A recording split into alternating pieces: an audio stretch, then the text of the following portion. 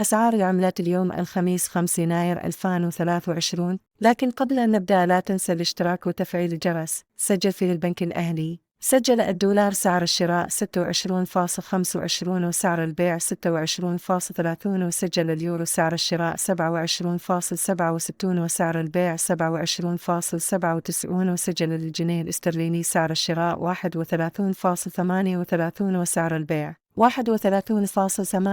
وسجل الريال السعودي سعر الشراء 6.97 وسعر البيع 6.99.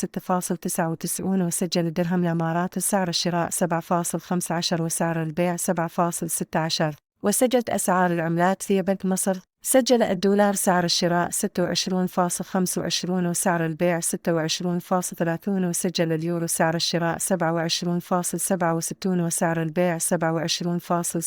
وسجل الجنيه الاسترليني سعر الشراء 31.38 وسعر البيع 31.78. وسجل الريال السعودي سعر الشراء 6.97 وسعر البيع 6.99. وسجل الدرهم الإماراتي سعر الشراء 7.15 وسعر البيع 7.16.